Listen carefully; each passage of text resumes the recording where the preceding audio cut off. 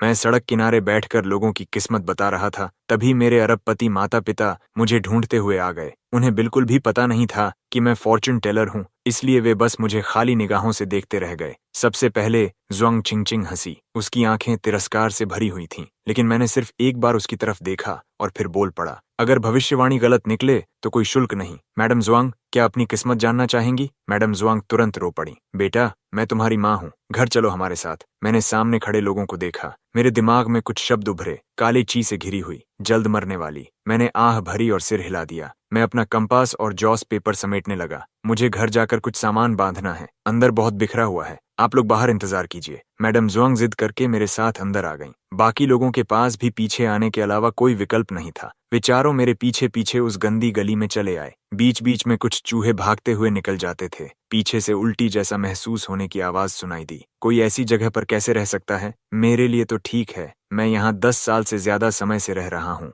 जुआंग चिंगचिंग का चेहरा लगातार असंतोष से मुड़ता जा रहा था। मैंने उसे नजरअंदाज किया और आगे बढ़ता रहा, जब तक कि एक छोटे से दरवाजे तक नहीं पहुंच गया। मैंने दरवाजा खोला। अंदर का सामान बहुत साधारण था। एक मेज, एक पुराना इलेक्ट्रिक फैन। मैंने अलमारी से अपने कपड़े निकालने शुरू किए। जुआंग चिंगचिंग ने नाक सिकोड़ ली। तुम्हें इन फटे पुराने कपड़ों की क्या जरूरत है? घर पहुंचकर हम तुम्हारे लिए सब नया खरीद देंगे। मैं कुछ कहने ही वाला था कि अचानक बहुत सारे लोग कमरे में घुस आए और पूरे जुआंग परिवार को घेर लिया। तुम लोगों को बाईफैन का अच्छे से ख्याल रखना होगा। इस बच्चे ने बहुत कष्ट झेले हैं। तुम लोग तो बहुत अमीर लगते हो। बाईफैन को लेने में इतने साल क्यों लगा दिए? सुना है तुम्हारे घर में एक अडॉप्टेड सन भी है। कौन जाने वह बाईफैन के साथ कैसा व्यवहार करेगा। बचपन से मुझे पड़ोसियों और मेरे मास्टर ने पाला था। अब जब मैं जा रहा था, वे मेरे लिए खुश भी थे और मुझे छोड़ना भी नहीं चाहते थे। आंट वांग मेरे हाथों में सामान ठूंसने लगी। ये कपड़े हमने तुम्हारे लिए खरीदे हैं, अब वे पुराने कपड़े मत पहनना। नए घर जाते समय नए कपड़े पहनने चाहिए। कुछ ही देर में मेरी बाहें तरह तरह के बैगों से भर गईं। अंकल और आंटियां मेरा सारा सामान उठाकर कार तक ले गए।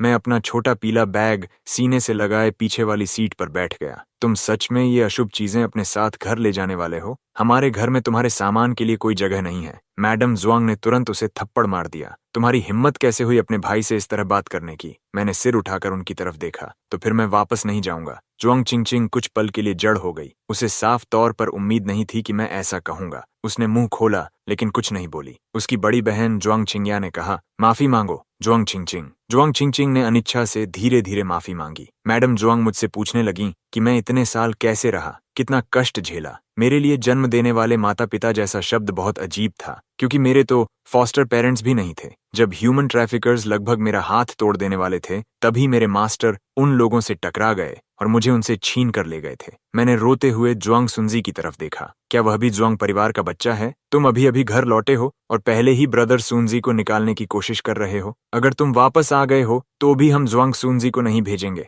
वह इतने सालों से हमारे साथ रह रहा है, हमारा उससे लगाव है। हम तुम्हें भी परिवार की तरह रखेंगे। हमें उम्मीद है कि तुम जुआंग सुनजी को निशाना नहीं बनाओगे। जुआंग सुनजी भी रोते हुए बोला, मुझे माफ कर दो बड़े भाई, मुझे भी नहीं पता ये सब कैसे हुआ। अगर आप मुझे नहीं देखना चाहते तो मैं घर छोड़ सकता हूँ। मैंने एक एक करके सबके चेहरे देखे। मुझे याद नहीं कि मैंने कुछ कहा हो। मैंने सिर्फ इतना पूछा था कि क्या वह जुआंग परिवार का बच्चा है। तभी उन्हें एहसास हुआ कि वे कुछ ज्यादा ही प्रतिक्रिया दे बैठे थे। मैडम जुआंग जल्दी से बोली, जुआंग सुनजी वही बच्चा है जिसके साथ उस समय तुम्हारी अदला बदली हो गई थी। लू फान, अब से तुम बड़े भाई हो। जुआंग सुनजी तुम्हारा छोटा भाई है। मैंने सिर हिलाया और कुछ नहीं कहा। जुआंग सुनजी की सिसकियां मेरे सिर में दर्द कर रही थीं। मैंने बस आंखें बंद कर लीं। उबड़ खाबड़ सफर के बाद हम जुआंग रेजिडेंस पहुंच गए। कार से उतरते समय किसी ने मेरा सामान उठाने में मदद नहीं की। पूरा समूह घर के अंदर चला गया। फिर उन्हें एहसास हुआ कि वे मुझे बाहर ही छोड़ आए हैं। मैडम जुआंग फिर वापस बाहर आईं। हमारी नजरें मिलीं। मैं उनके पास से निकलकर सीधे अंदर चला गया। जब उन्होंने देखा कि मैं खुद ही अंदर आ गया हूं,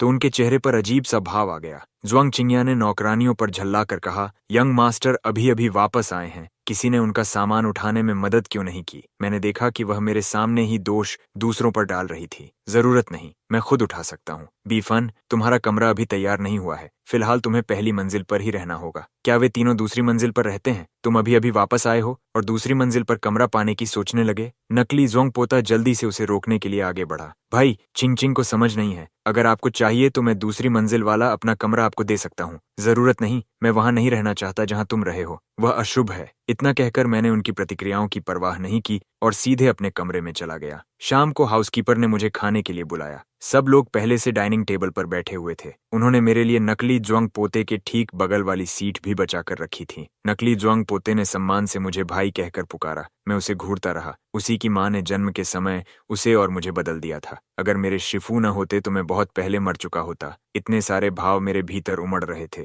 मेरे लिए उस पर मुस्कुराना असंभव था। नकली ज्वांग पोता असहज होकर अपने सामने रखे कटोरे को देखने लगा। उसकी आंखें धीरे धीरे लाल हो गईं। ज्वांग चिंग्या ने मेरी ओर देखा। इरफान, वह तुम्हें बुला रहा है। मैंने सुन लिया, बस जवाब देने का मन नहीं है। तुम्हारे शिष्टाचार कहाँ हैं? इतने सालों में तुम्हारे शिफू और उन लोगों ने तुम्हें यही सिखाया है? तुम मेरे बारे में जो चाहो कह सकती हो, लेकिन तुम मुझे एक चोर के साथ एक ही मेज पर बैठाती हो और फिर मुझसे शिष्टाचार के बारे में पूछती हो। नकली ज्वांग पोते ने मेरी बात सुनी। उसके आंसू सीधे उसके चावल के कटोरे में गिर गए। ज्वांग चिंगचिंग ने अपने भाई को रोते देखा। वह खुद को रोक नहीं पाई। ये कैसा रवैया है? लूफान, तुम्हारे वापस आने की खबर सुनकर उसने तुम्हारे लिए बहुत सारे गिफ्ट्स खरीदे थे। तुम वह नहीं थे जिसे बदल दिया गया था। तुम वह नहीं थे जिसे कूड़े में फेंक दिया गया था। वह तुम नहीं थे, इसलिए तुम कभी नहीं समझोगी। सर्दियों के बीच सिर्फ एक पतली शर्ट पहनना कितना ठंडा होता है। मैं बेघर था, सड़कों पर भटकता था। कुछ लोगों ने तो मेरा हाथ तोड़ने की भी कोशिश की थी ताकि मैं टूटी हुई बांह के साथ भीख मांगूं। मैंने अपनी आस्तीन ऊपर कर ली।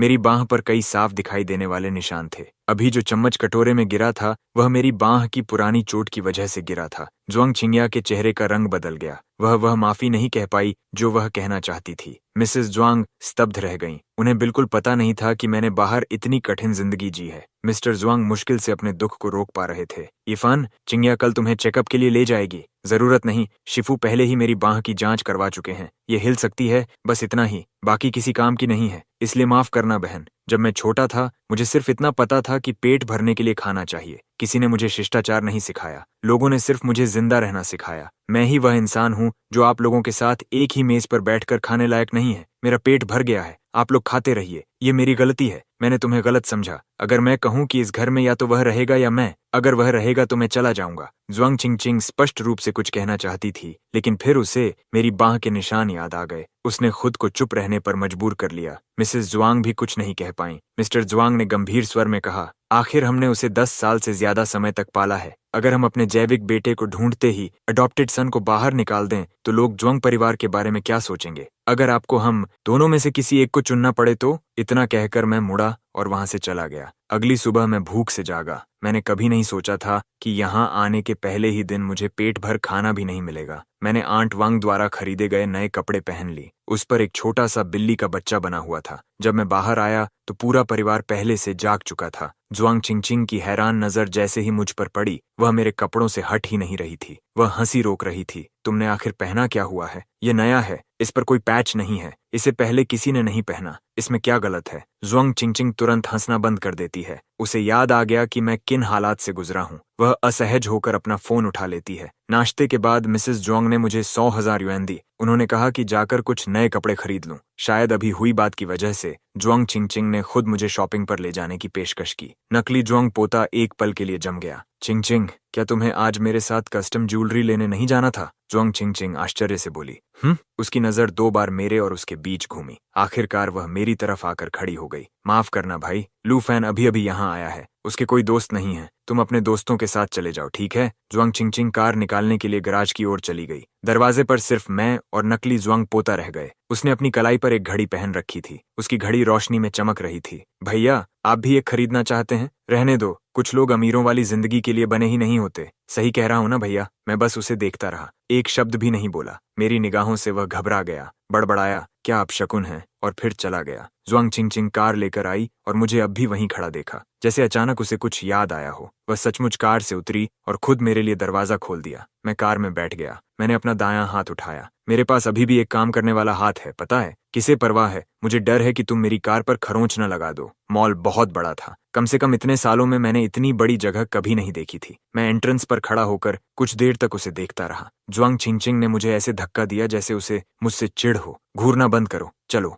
शॉपिंग करते करते वह बीच में कहीं चली गई, मुझे स्टोर में अकेला छोड़कर। मैंने कुछ सस्ते कपड़े चुने और पेमेंट करने चला गया। फिर बगल वाली दुकान से मैंने कई प्लस साइज पुरुषों और महिलाओं के कपड़े खरीदे। मेरा इरादा था कि उन्हें आंट वांग और बाकी लोगों को दे दूं। मैंने थोड़ा सोचा, फिर तय किया कि बचे हुए पैसों से जुआंग परिवार के हर सदस्य के लिए एक एक चीज खरीदूंगा। मैं मॉल के एंट्रेंस पर 2 बजे तक इंतजार करता रहा। जुआंग चिंगचिंग फिर भी वापस नहीं आई। मैं पास की कन्वीनियंस स्टोर में गया और 3 युएन की ब्रेड खरीदकर पेट भर लिया। मैं 5 बजे तक इंतजार करता रहा। आखिरकार एक कॉल आया। मैंने देखा अननोन नंबर था, फिर भी मैंने उठा लिया। दूसरी तरफ मदर जुआंग थीं। लीफान, मेरे बेटे के पैर में चोट लग गई है, वह हॉस्पिटल में है, तुम पहले टैक्सी लेकर घर चले जाओ। मैंने बस हूं कहा, फिर कॉल काट दिया। मेरे फोन में बची हुई रकम जुआंग रेजिडेंस तक राइड लेने के लिए पर्याप्त नहीं थी। मुझे ड्राइवर से सड़क किनारे गाड़ी रोकने को कहना पड़ा। फिर मैं बाकी रास्ता पैदल घर गया। मैं भूख और प्यास से बेहाल था। जब मैं घर पहुंचा तो सभी पहले से वहां मौजूद थे,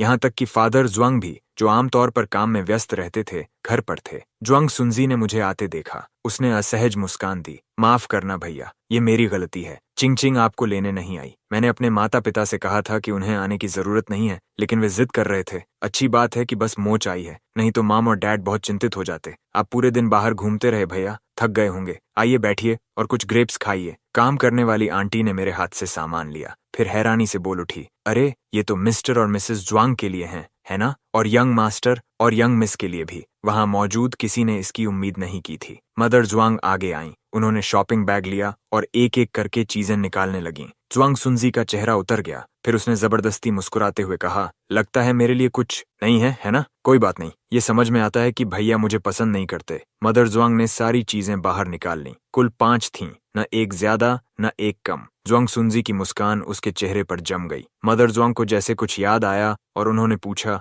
लूफान, तुम वापस कैसे आए? खाना बनाने वाली आंटी ने मेरे पैर की तरफ इशारा किया। यंग मास्टर के पैर से खून निकल रहा है। मैंने नीचे देखा। मेरा जूता पूरी तरह खून से भीग चुका था। जुआंग चिंगचिंग तुरंत उठी और फर्स्ट एड किट लेने चली गई। जुआंग चिंगिया ने मुझे बैठाया। उसने सावधानी से मेरा जूता उतारा, लेकिन मोजा पहले ही खून से भीगी त्वचा से चिपक चुका था। उसे समझ नहीं आया कि क्या करे। मैंने उसकी तरफ नहीं देखा, बस खुद ही मोजा अपनी त्वचा से खींचकर उतार दिया। जुआंग चिंगिया यह देखकर भौहें सिकोड़ने लगी। मदर जुआंग ने एक घुटी हुई चीख निकाली और अपना मुंह ढक लिया। खून बूंद बूंद करके नीचे टपक रहा था। जल्दी ही फर्श पर खून का छोटा सा तालाब बन गया। मैंने योडोफॉर उठाया और सीधे घाव पर डाल दिया। फिर बैंडेज को लापरवाही से कई बार लपेट दिया। क्योंकि मेरा बायां हाथ ज्यादा लचीला नहीं था, बैंडेज पूरी तरह टेढ़ा मेढ़ा बंध गया। मदर जुआंग यह और नहीं देख सकी। जल्दी से बिफान के लिए डॉक्टर बुलाओ, इसे मत बांधो, डॉक्टर का इंतजार करो। मैंने फिर भी बैंडेज पूरा बांध लिया। उनमें से किसी की तरफ नहीं देखा, बस कहा,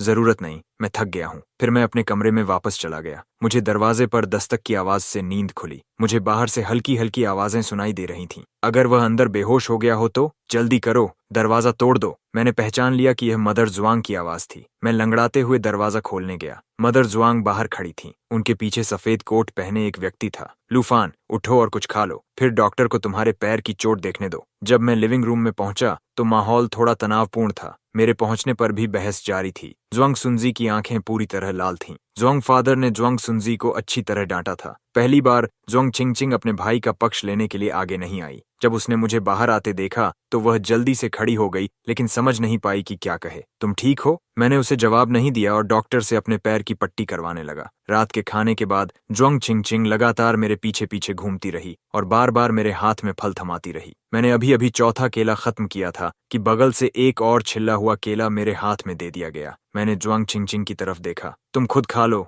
फिर भी उसने केला मेरे हाथ में ठूंस दिया। आज की बात के लिए माफ करना, मेरा इरादा तुम्हें मॉल में छोड़ने का नहीं था। मैं मूल रूप से हॉस्पिटल दवा खरीदने गई थी। संजी ने अचानक मुझे कॉल किया और कहा कि उसे चोट लग गई है, लेकिन चाहे मैं कितना भी पूछती, वह नहीं बता रहा था कि चोट कितनी गंभीर है। हॉस्पिटल पहुंचने के बाद ही मुझे पता चला कि सिर्फ मोच आई थी। संजी जिद कर रहा था कि मैं वहीं रहकर उसकी देखभाल करूं। मैं उसे हॉस्पिटल में अकेला नहीं छोड़ सकती थी। ये कहने के बाद वह जैसे मेरे जवाब का इंतजार करने लगी। मैं तुम्हें माफ नहीं करूंगा, लेकिन मैं तुम्हें दोष भी नहीं देता। मेरे ऐसा कहते ही उसका सिर और नीचे झुकता गया। वह फोन कॉल आंट जुआंग से मुझे करवाने के लिए तुमने ही कहा था, है ना? वह थोड़ी देर झिझकी, फिर सिर हिला दिया। घर में सिर्फ उसी ने मेरा फोन नंबर मांगा था। कुछ दिनों बाद मेरा पैर पूरी तरह ठीक हो गया। जुआंग मदर ने फिर से मुझे पैसे ट्रांसफर किए और कहा कि इस बार वह खुद मुझे शॉपिंग कराने ले जाएंगी। मैंने सिर हिला दिया। बस जुआंग चिंगचिंग को मेरे साथ जाने दीजिए। जुआंग चिंगचिंग अचानक सोफा से उछल पड़ी। मैं भाई के साथ जाऊंगी, ये कहते ही वह सीधी गैराज की तरफ भाग गई। जुआंग सुनजी के गुस्से से भरे चेहरे को पूरी तरह नजरअंदाज करते हुए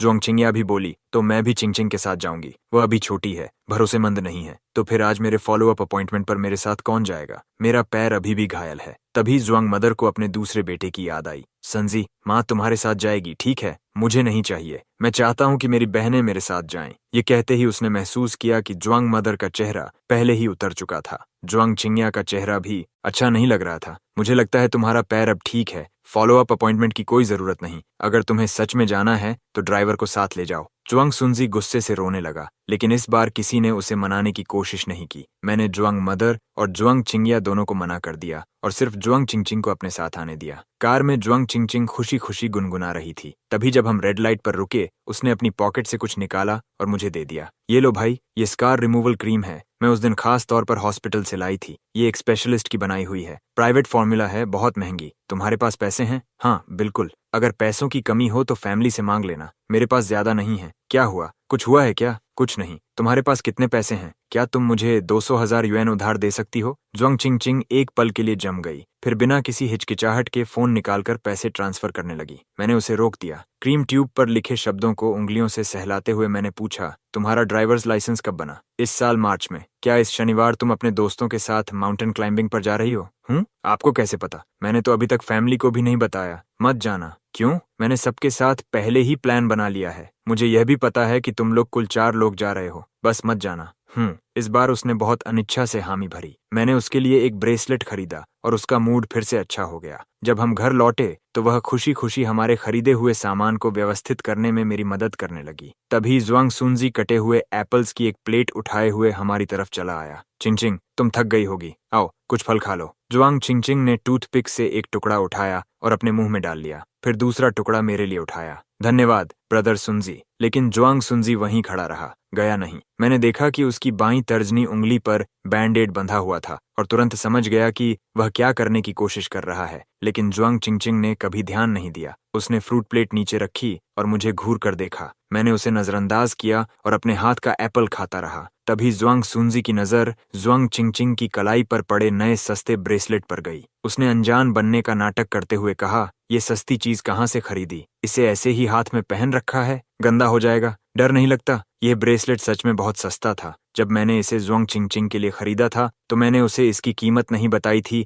और उसने भी नहीं पूछी थी। उसने बिना किसी नापसंदगी के तुरंत इसे अपनी कलाई में पहन लिया था, ठीक उस महंगी वॉच के बगल में। जुआंग सुनजी ने उसका हाथ पकड़ लिया। सावधान रहना, मैंने जो वॉच दी है उसे खरोंच मत लगाना। यह कहते हुए वह ब्रेसलेट उतारने की कोशिश करने लगा। जुआंग चिंगचिंग जल्दी से पीछे हट गई। ब्रदर बीफान ने यह मेरे लिए खरीदा है। ये बिल्कुल भी सस्ती चीज नहीं है। ओह हाँ, ये सच में महंगी नहीं है, बस कुछ 100 युएन की है। अगर ये सिर्फ कुछ 100 युएन की भी है तो भी मैं इसे पहनूंगी। चिंता मत करो ब्रदर सूजी, ब्रदर बीफान मुझे कभी नुकसान नहीं पहुंचाएंगे। जुआंग सुनजी ने गुस्से से मुझे घूरा। उसकी आंखों में साफ शिकायत थी कि मैंने उसकी बहन छीन ली है, लेकिन वह तो शुरुआत से मेरी बहन थी। रात के खाने पर जुआंग सुनजी ने शनिवार की हाइकिंग वाली बात छेड़ दी। सिस्टर चिंगचिंग, क्या मैं भी तुम्हारे साथ आ सकता हूँ? वैसे भी तुम लोग 4 लोग हो, एक और जुड़ जाएगा तो कोई समस्या नहीं होगी। मुझे पता था कि जुआंग सुनजी क्या सोच रहा है। उसने देखा कि मैं और जुआंग चिंगचिंग करीब होते जा रहे हैं और अब वह बीच में घुसना चाहता है, तो बीफान को भी साथ ले जाना। जुआंग सुनजी ने हल्का सा भौहें सिकोड़ लीं, लेकिन तुरंत खुद को सामान्य कर लिया। लेकिन कार में ज्यादा से ज्यादा 5 लोग ही बैठ सकते हैं। अगर ब्रदर बीफान को भी ले गए तो जगह नहीं बचेगी। जरूरत नहीं, मैं नहीं जा रहा। जुआंग चिंगचिंग भी नहीं जा रही। हाँ, इस शनिवार मेरे और प्लान्स हैं। मैं हाइकिंग पर नहीं जा रही। ब्रदर सुनजी, अगर आप जाना चाहते हैं तो मैं उन्हें बता दूंगी। जुआंग सुनजी उलझन में पड़ गया। उसने मेरी तरफ देखा और जबरदस्ती हल्की मुस्कान बनाई। तुम क्यों नहीं जा रहे? पिछले हफ्ते ही तो प्लान बनाया था, है ना? बस मन नहीं है। कहीं ब्रदर बीफान ने अपने अजीब ट्रिक से तुम्हें कोई शुभ अशुभ फॉर्चून तो नहीं बता दिया? फादर जुआंग ने जोर से चॉपस्टिक्स मेज पर पटक दी। क्या ये सच है बीफान? बीफान, घर में दोबारा कभी इन चीजों का जिक्र मत करना। हम में से कोई भी इस बकवास पर विश्वास नहीं करता। चिंगचिंग, अगर तुम चाहो तो इस शनिवार हाइकिंग पर जाओ। इन बेवकूफ फॉर्चून टेलिंग की बातों पर भरोसा मत करो। लेकिन आप गलत समझ रहे हैं। ब्रदर बीफान ने कोई फॉर्चून टेलिंग नहीं की। असल में मैंने की थी। अगर जुआंग चिंगचिंग इस शनिवार बाहर गई तो उसके साथ चोट से जुड़ी बहुत बुरी घटना होगी। अगर फिर से यह बकवास की तो इस घर से निकल जाओ। जुआंग सुनजी खिसक कर मदर जुआंग के पास बैठ गया, लेकिन उसकी नजरें लगातार मुझ पर टिकी रहीं। उसकी आंखें जीत की घमंडी चमक से भरी थीं। इस तनावपूर्ण माहौल में मैं बिना किसी भावना के शांत स्वर में बोला, क्या यह उस 5 साल की छोटी बहन की बात है जो मर गई थी? फादर जुआंग का चेहरा गुस्से से पीला पड़ गया। उन्होंने सीधे मेरी तरफ एक प्लेट फेंक दी। तुम्हें पहले से यह सब पता था, फिर भी तुमने चिंग के लिए वही घटिया फॉर्चून टेलिंग की। तुम जैसे लोगों ने ही लिनलिन को मार डाला। बीफान, क्या तुम उन चीजों को फेंक नहीं सकते? जुआंग चिंगया ने मुझे ऐसी नजर से देखा जैसे कह रही हो कि अभी जाकर वे चीजें फेंक दो। मैं हिला भी नहीं और जुआंग सुनजी भड़क उठा। तुम्हें अच्छी तरह पता है कि इन चीजों ने हमारे परिवार के साथ क्या किया था, फिर भी तुम ऐसे सस्ते ट्रिक्स दिखाने की हिम्मत करते हो और चिंग को बेवकूफ बनाते हो। 1 मिनट रुकिए, मैंने ब्रदर बिफान को इनमें से कुछ भी नहीं बताया। उन्होंने कुछ नहीं कहा, इसलिए उन्होंने मान लिया कि जुआंग चिंग ने मुझे यह सब बताया होगा। मैं बोलता रहा। छोटी बहन की मौत से लगभग 1 महीने पहले जुआंग सुनजी को बहुत तेज बुखार हुआ था। सही है, हॉस्पिटल भी उसे ठीक नहीं कर पाया था, इसलिए आपने एक टॉइस्ट प्रीस्ट को बुलाया था। लेकिन प्रीस्ट के जाने के कुछ ही समय बाद छोटी बहन भी तेज बुखार से ही मरी थी। जुआंग सुनजी का चेहरा एकदम बदल गया। मदर जुआंग की आंखें सदमे से फैल गईं। ये सच था कि जुआंग परिवार की एक छोटी बेटी थी जो कई साल पहले मर गई थी। ज्यादातर लोग यह जानते थे, लेकिन उसके साथ क्या हुआ था इसकी पूरी जानकारी उन्होंने कभी किसी को नहीं बताई थी, परिवार के लोगों के अलावा किसी को नहीं।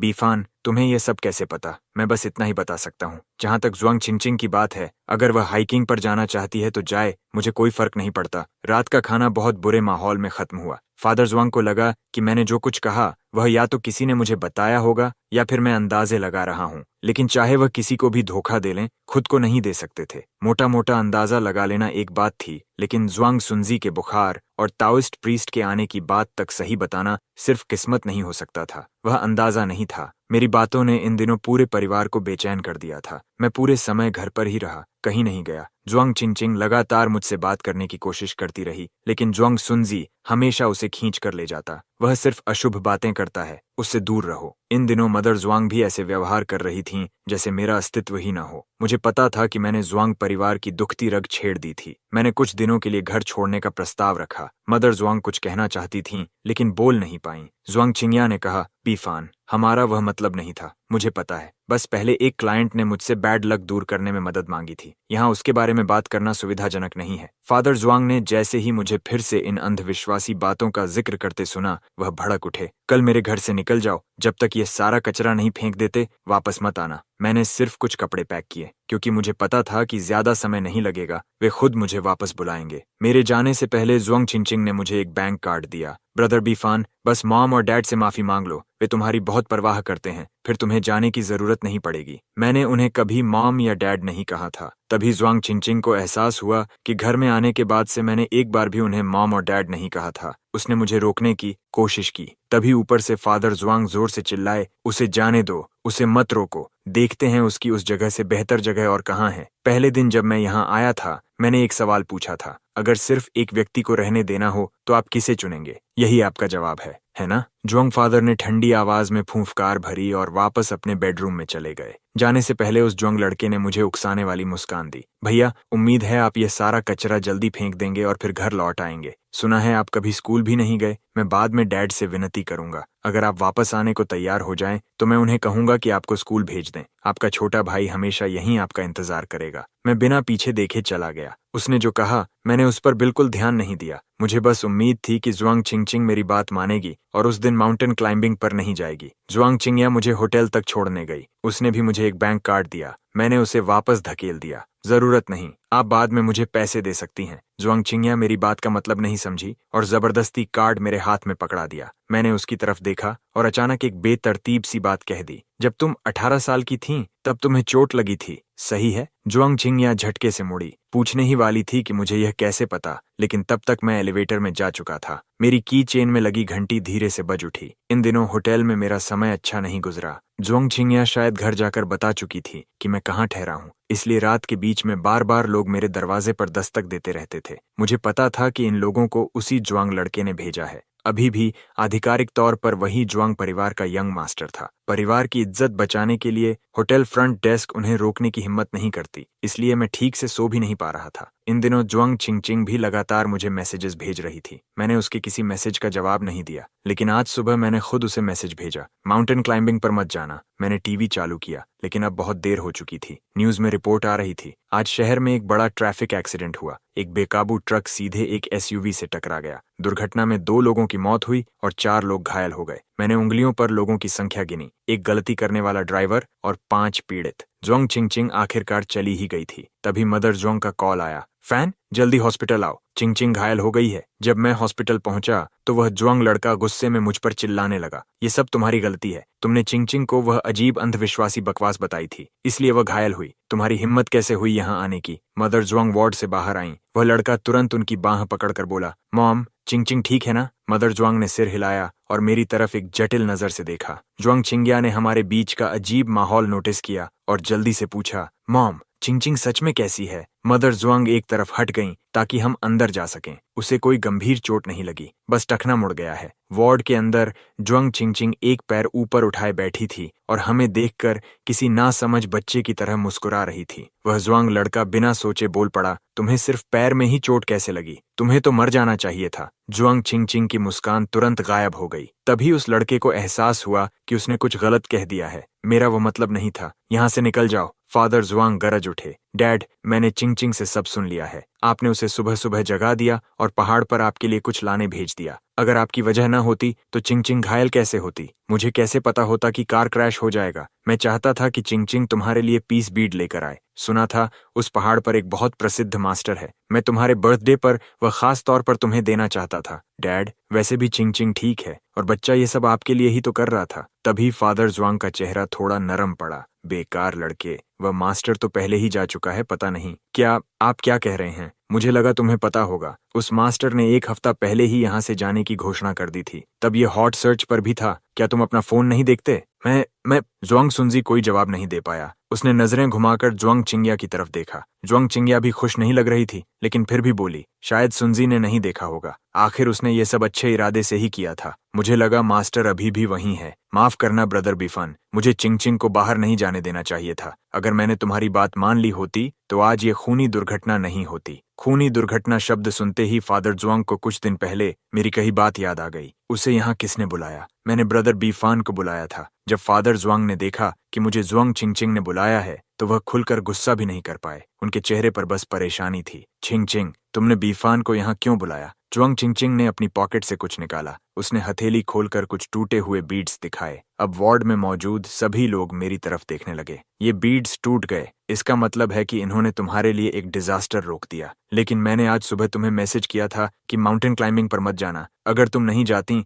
तो तुम्हारे पैर में चोट भी नहीं लगती। मैसेज? कौन सा मैसेज? मुझे तो कोई मैसेज मिला ही नहीं। चिंग अब ठीक है, इस बारे में और बात मत करो। उसे आराम करने दो। तुम उसके बड़े भाई हो। क्या हमेशा से चिंग की सबसे ज्यादा परवाह नहीं करते थे? जुआंग चिंग ने अपना फोन अनलॉक किया। स्क्रीन थोड़ी टूटी हुई थी, लेकिन देखने में कोई दिक्कत नहीं थी। मैंने फोन उठाया और हमारे चैट खोल दिए। माउंटेन क्लाइंबिंग पर मत जाना, ये मैसेज मेरी तरफ से साफ दिखाई दे रहा था। ये कैसे हो सकता है? क्या सिग्नल प्रॉब्लम थी इसलिए मुझे नहीं मिला? नहीं, मुझे साफ याद है कि आज सुबह मेरा फोन एक बार बीप हुआ था। फिर मैंने ब्रदर सुनजी से उसे चेक करने के लिए कहा था। ब्रदर सुनजी, मैं नहीं था। मैंने मैसेज डिलीट नहीं किया। मैंने उसका मैसेज पढ़ा भी नहीं था। मैं नहीं था। उसने बिना किसी दबाव के खुद ही कबूल कर लिया। जुआंग परिवार में कोई भी मूर्ख नहीं था। जुआंग सुनजी की प्रतिक्रिया ने साफ कर दिया कि वही था जिसने मैसेज हटाया था। तुमने ऐसा क्यों किया? चिंग, तुम्हारी अपनी छोटी बहन है। मैंने नहीं किया। जुआंग सुनजी ने अपना सिर पकड़ लिया, फिर अचानक मेरी तरफ उंगली दिखाकर चिल्लाया, यही है, चिंग को इसी ने नुकसान पहुंचाया है।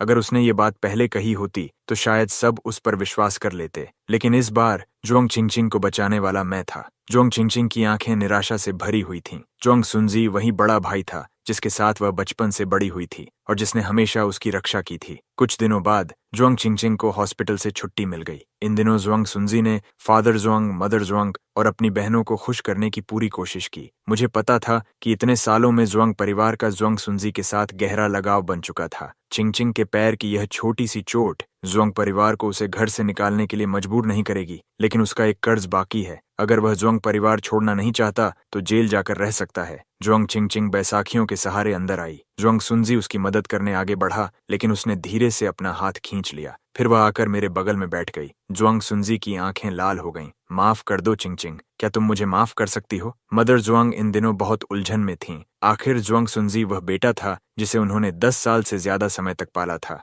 वह हम बच्चों को आपस में टूटते हुए नहीं देखना चाहती थीं। चिंग, तुम्हारा भाई तुमसे बात कर रहा है। जुआंग चिंग ने बस हूं कहा और अपने हाथ में पकड़ी बीड्स की माला को सहलाने लगी। मैं पहचान गया कि वह वही माला थी जो मैंने उसे दी थी। बस कुछ बीड्स टूटकर गायब हो गए थे, इसलिए अब वह उसे पहन नहीं सकती थी। जुआंग सुनजी को लगा कि उसे बीड्स पसंद हैं, इसलिए वह मुस्कुराकर बोला, अगर तुम्हें यह चीज पसंद है तो मैं कुछ दिनों में तुम्हारे लिए इससे भी महंगी माला खरीद दूंगा। ठीक है, जरूरत नहीं। मैंने अपनी पॉकेट से बीड्स की एक नई माला निकाली। ये तुम्हारे लिए है, 50,000 युएन। जुआंग चिंगचिंग का चेहरा तुरंत खिल उठा और वह पैसे ट्रांसफर करने ही वाली थी। जुआंग सुनजी ने देखा कि उसका मूड कितनी जल्दी बदल गया। उसने मुट्ठियां भींच लीं, भौहें सिकोड़कर बोला, ब्रदर बिफान, हम सब फैमिली हैं। तुम चिंगचिंग से एक माला के पैसे लोगे? ये सेफ्टी ब्लेसिंग्स हैं, तुम्हें भी चाहिए? जुआंग सुनजी का चेहरा बदल गया। उसने न कहा ना। फादर जुआंग को अब भी घर में मेरा यह सब करना पसंद नहीं था। उन्होंने खांसकर बात टालनी चाहिए। तभी जुआंग चिंगिया आगे आई और पूछा,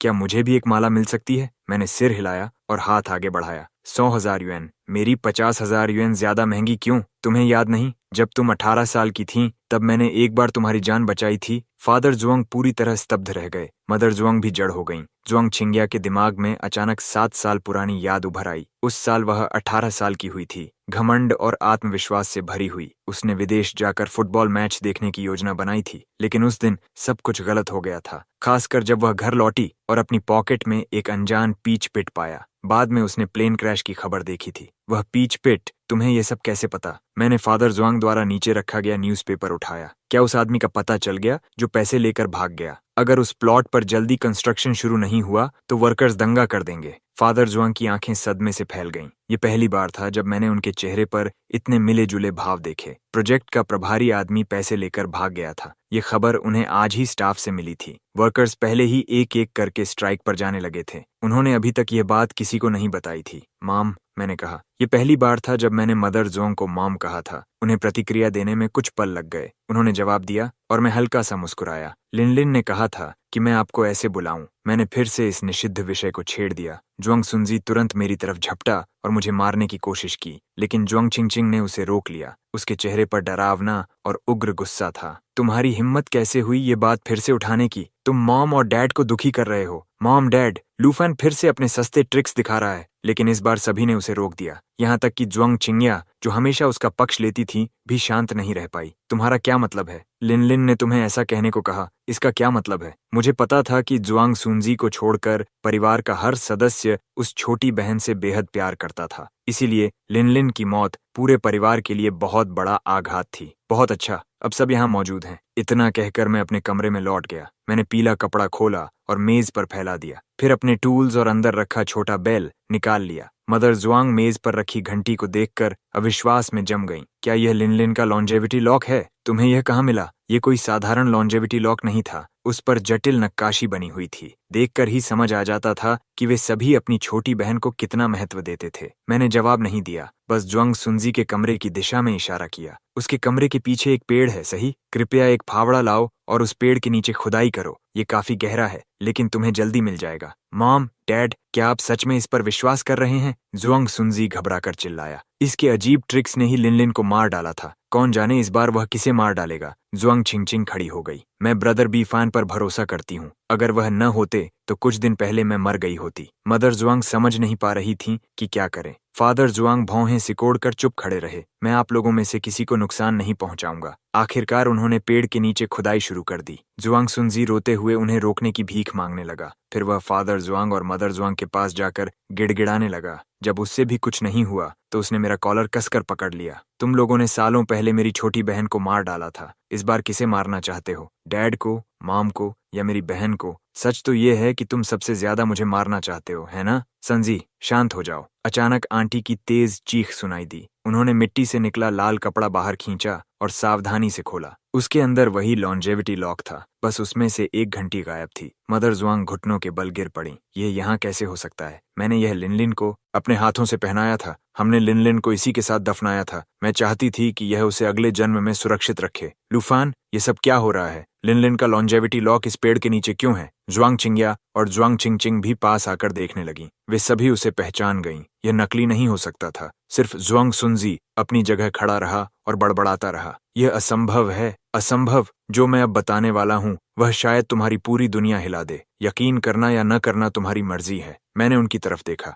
मैं और जुआंग सुनजी गलती से नहीं बदले गए थे। तुम लोग जुआंग सुनजी की असली माँ को जानते हो? उसका सरनेम जियांग था। मदर जुआंग को लगभग तुरंत याद आ गया। वह कई साल पहले जुआंग परिवार में काम करने वाली मेड थी, लेकिन उसके हाथ साफ नहीं थे। जब उसने मदर जुआंग का 1 मिलियन युएन से ज्यादा कीमत वाला नेकलेस चुराया और रंगे हाथों पकड़ी गई, तो उसे जुआंग रेजिडेंस से निकाल दिया गया। इसी वजह से वह जुआंग परिवार से नफरत करने लगी। कुछ साल बाद उसने जुआंग परिवार के बेटे को अपने बेटे से बदल दिया। तुम लोगों ने उसके बेटे को पाल पोस कर बड़ा किया। वही जुआंग सुनजी है, और जुआंग सुनजी की किस्मत लिनलिन की किस्मत से टकराती थी। लिनलिन कई दिनों तक तेज बुखार में तड़पती रही। हर दिन वह तुमसे मदद मांगती रही। क्या तुमने कभी ध्यान नहीं दिया कि जब से तुमने जुआंग सुनजी को पालना शुरू किया, तब से जुआंग परिवार का कारोबार लगातार गिरता गया, और जुआंग छिंगया और जुआंग छिंगचिंग बचपन में बार बार घायल होती थीं। सही है, जिस बेटे को तुमने पाला, असल में वही इस सारी मुसीबत की जड़ है। वह हरामी जुआंग लड़का चीख पड़ा और मुझे थप्पड़ मारने के लिए झपट्टा।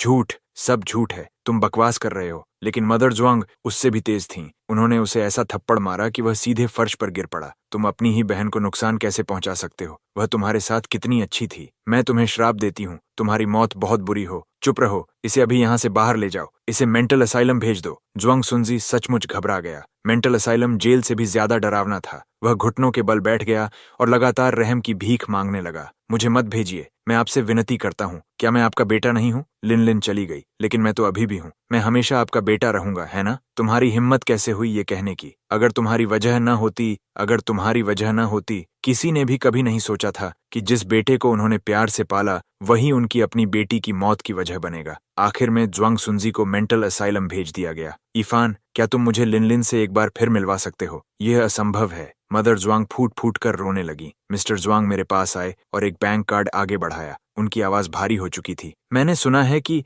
फॉर्च्यून टेलर्स को हर रीडिंग के बाद पेमेंट लेना पड़ता है। इस कार्ड में 1 मिलियन युएन है। मैंने कार्ड वापस उनकी तरफ धकेल दिया और अपने हाथ की घंटी हिला दी। इसका भुगतान कोई पहले ही कर चुका है। उन सबकी ताकत जैसे एक पल में खत्म हो गई, जैसे उनका सहारा छिन गया हो। वे एक एक करके चुपचाप रोने लगे। उस रात हमारा असली परिवार पहली बार एक साथ बैठकर खाना खा रहा था। मिस्टर जुआंग मुझे स्कूल भेजने का इंतजाम करना चाहते थे। मैंने सिर हिलाकर मना कर दिया। उन्होंने जोर नहीं दिया, बस इतना कहा, आज से जुआंग परिवार का इकलौता बेटा तुम हो। मैंने कुछ नहीं कहा। आखिर में मैंने उन सबको एक एक ब्रेसलेट दिया। ये बहुत कीमती नहीं है, बस सुरक्षा के लिए है। सूरज निकलते ही मैंने अपना सामान बांध लिया। मैं सुबह सुबह ही निकलने वाला था। कुक जल्दी से मुझे रोकने दौड़ी। सर, मैडम, यंग मास्टर जा रहे हैं। मिस्टर जुआंग, मिसेस जुआंग, जुआंग छिंगया और जुआंग छिंगचिंग सभी दौड़ते हुए नीचे आए। मैंने पीछे मुड़कर नहीं देखा, बस इतना कहा, मैं यह सवाल आपसे 2 बार पूछ चुका हूँ। अगर आपको मेरे और जुआंग सुनजी में से सिर्फ एक को चुनना पड़े, तो आप किसे चुनेंगे? आप दोनों को नहीं रख सकते। मैं जा रहा हूँ। मुझे पीछे से मदर जुआंग की रोती हुई आवाज सुनाई दी। जुआंग छिंगचिंग भी रूंधे गले से भैया पुकार रही थी। फिर भी मैंने पीछे मुड़कर नहीं देखा। शायद आंट वांग सही कहती थीं। जुआंग परिवार इतना ताकतवर और अमीर था, फिर भी उन्हें मुझे ढूंढने में इतने साल क्यों लग गए? जब उन्होंने मुझे सड़क पर फॉर्च्यून टेलिंग करते देखा, तो क्या उन्होंने मुझे अशुभ समझा था? मैंने इन सब विचारों को अपने मन से निकाल दिया और जुआंग परिवार के दरवाजे से बाहर कदम रख दिया। मुझे याद आया कि शिफू ने कहा था कि वह मुझे उस दिन एक नई फॉर्मेशन सिखाने वाले हैं, और मैंने अभी तक वह सीखी भी नहीं थी।